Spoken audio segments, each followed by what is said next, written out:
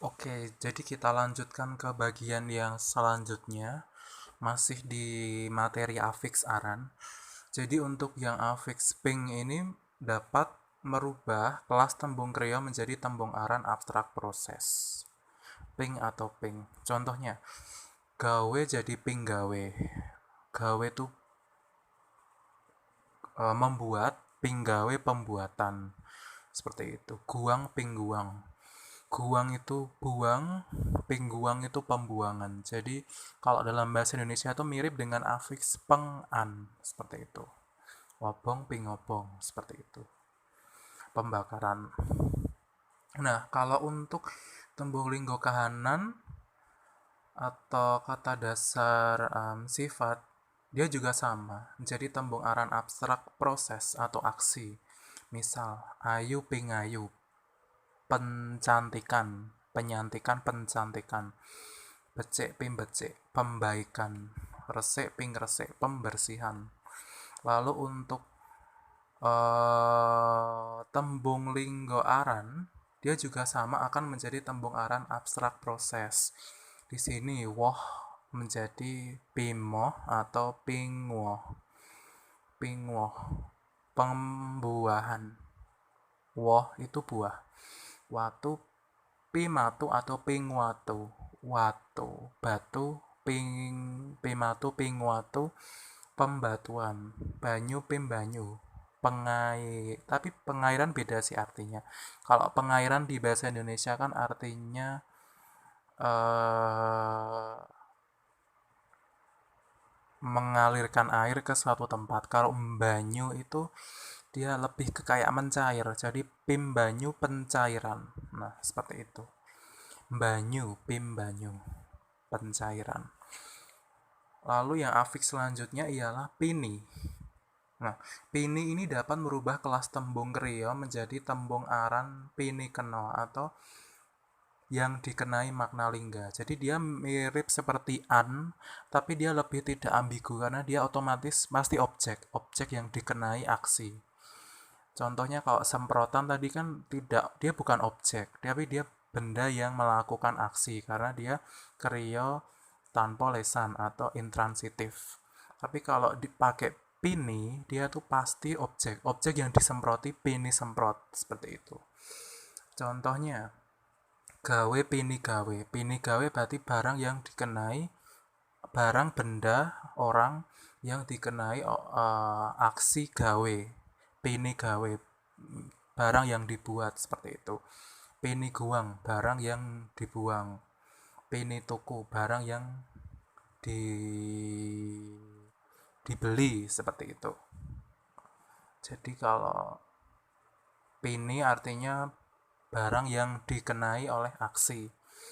Untuk kelas tembung linggo aran juga sama, dia artinya sama.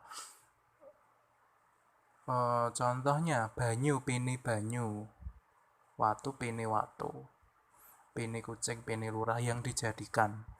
Pini itu biasanya yang dijadikan seperti itu, atau kadang bisa juga yang dianggap sebagai.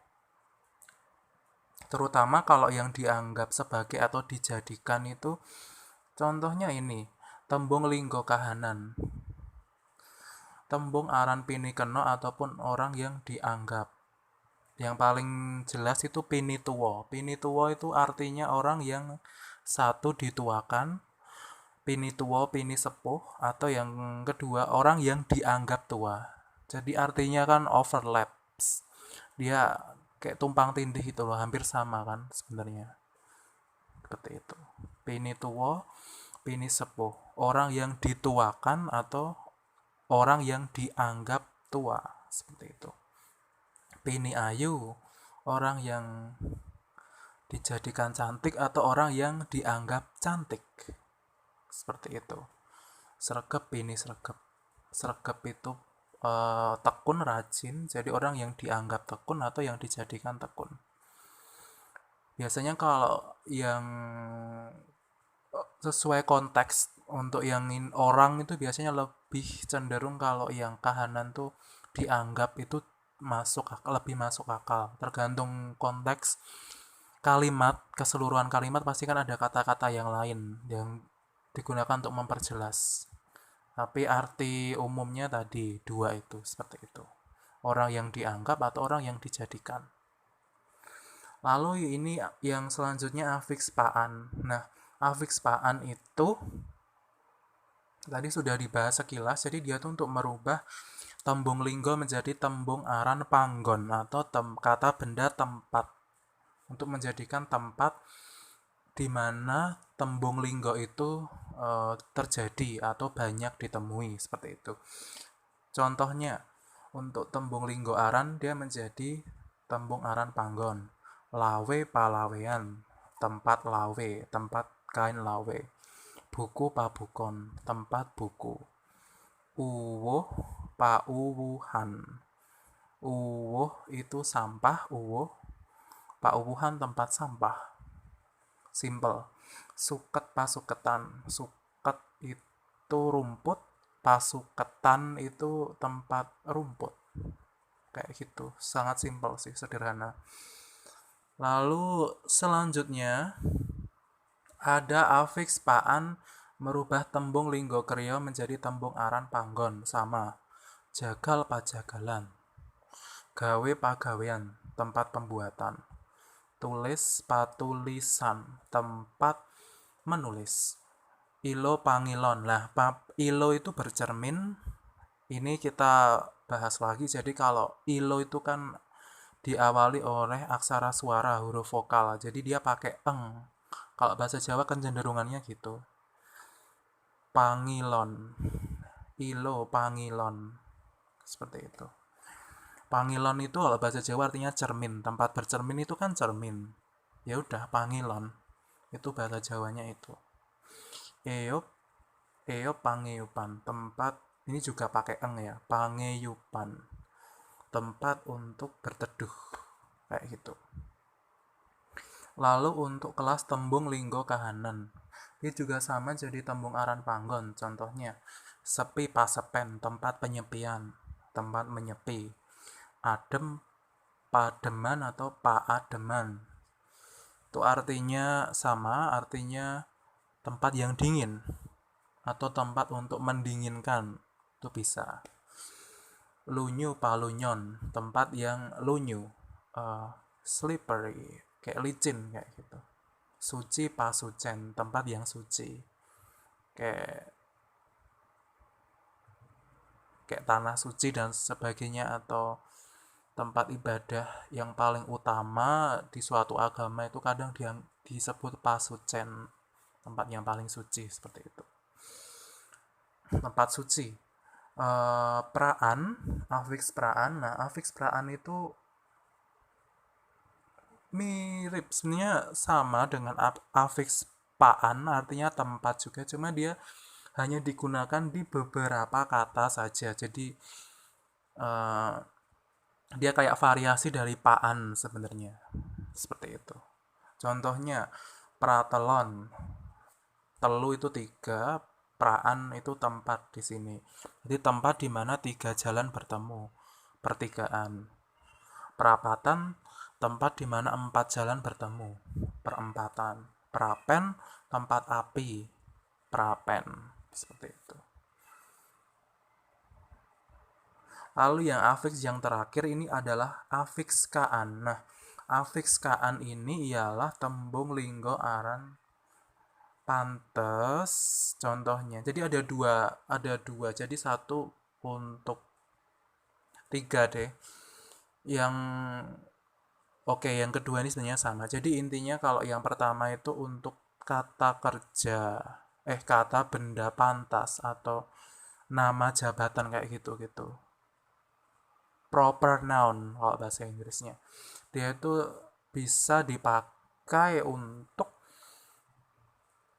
menandakan tempat. Tapi kalau untuk linggo kahanan atau kata sifat, kata dasar sifat, dia lebih untuk makna abstrak, benda abstrak, seperti itu. Mari kita bahas satu persatu. Yang pertama ada kelas tembung linggo aran pantes. Kaan ya. itu jadi tembung aran panggon, jadi nama tempat. Makanya kalau orang mungkin yang serapan ke bahasa Indonesia, orang kan bingung kenapa kok namanya kalurahan dan sebagainya, dan itu karena dari bahasa Jawa. Jadi kalau bahasa Jawa itu kata nama orang atau nama jabatan kalau dikasih kaan itu jadi kata benda tempat, mirip seperti paan yang sebelumnya. Contohnya, lurah, kalurahan, tempat lurah, kayak gitu. Ratu, karaton, tempat ratu yaitu raja. Ratu itu bahasa Indonesianya, kalau Jawa itu ratu, kalau bahasa Indonesia raja. Bupati, kabupaten, tempat bupati. Adipati, kadipaten, tempat adipati, seperti itu. Lalu untuk kaan ini sama, tapi ini untuk tembung aran juru gawe. Misalnya, kalau orang jual emas atau tempat bahasa Jawanya pandai emas ya. Orang yang bikin emas, yang membuat emas, perhiasan kayak gitu tuh kadang orangnya kan bahasa Jawa disebut juru mas, juru emas, seperti itu. Nah, kalau di beberapa tempat di Jawa itu ada kampung yang banyak juru emas atau penjual emasnya tadi. Maka dia dinamakan kampung Kamasan. Contohnya ini, Kamasan. Itu dari kata kajuru masan. Jadi dia jurunya dihilangin. Kamasan. Kayak gitu. Tapi jarang dipakai sih kalau yang ini. Tapi dia sebenarnya artinya sama karena dia sebagai nama profesi kan, juru mas. Makanya kamasan. Tapi kalau dari kata emasnya sendiri, kamasan nggak bisa. Kalau simply dia banyak kayak tambang emas itu nggak bisa pakai kamasan karena dia harus profesi nama orang, jadi nggak bisa kalau cuma simple ada tambang emas kamasan atau tambang intan kaintenan, nggak bisa, dia harus ada profesinya, seperti itu. Emang orang yang berprofesi menjual atau membuat benda tersebut, seperti itu. Lalu kalau yang terakhir ini ada tembung linggo kahanan menjadi tembung aran abstrak. Jadi mirip seperti pi tadi. Ya kan, untuk menghindari ambiguitas. Karena kalau kaan itu misal kajupuan itu terambil. Kayak tadi yang udah dibahas, kalaran itu tersakiti. Jadi dia ambigu. Kaayon mungkin tercantikkan. Jadi agak ambigu sih kalau bahasa Jawa. Kalau kaan tidak seperti bahasa Indonesia ya. Kecantikan, kebaikan dan sebagainya. Itu sangatlah umum kalau bahasa Jawa bisa ambigu. Maka karena itu lebih cenderung menggunakan afiks pi. Pi loro, pi ayu, pi becik dan pi olo dan sebagainya. Contoh ya yang kaan ini, pinter jadi kapinteran, kepintaran. Wicaksono kawicaksanan, kebijaksanaan. Tentrem katentreman, ketenteraman. Digdoyo kadigdayan dan sebagainya. Jadi ini adalah contoh-contoh dari afiks yang ada dalam bahasa Jawa untuk afiks aran. Seperti itu. Jadi kalau teman-teman ada pertanyaan, nanti bisa ditanyakan di kolom komentar ataupun di Twitter NNBJ Official, atau di kelas Gmeet kalau pas ada kelas Gmeet. Biasanya setiap minggu kalaupun ada, seperti itu. Dan nanti kalau untuk dokumennya akan dilampirkan seperti itu. Kalau ada pertanyaan silakan ditanyakan. Ini ada contoh-contoh kalimatnya untuk bagaimana sih cara penggunaannya dalam kalimat, seperti itu. Ini contoh ambil satu. Kapinteran tanpa kawicaksanan iku ora ono gunane. Dia kan kata benda kan, kapinteran, kepintaran, tanpa kawicaksanan, tanpa kebijaksanaan. Iku itu ora ono gunane, tidak ada gunanya, seperti itu. Jadi kata benda tanpa itu menerangkan negatif, iku itu untuk penggandeng, ora ono gunane, ora ono tidak ada kata kerja gunanya kata benda. Jadi itu adalah contoh-contoh untuk kita bisa tahu, oh ini kita butuh kata benda, jadi harus menggunakan afix ini. Kita butuh kata kerja, harus menggunakan afix ini, dan sebagainya.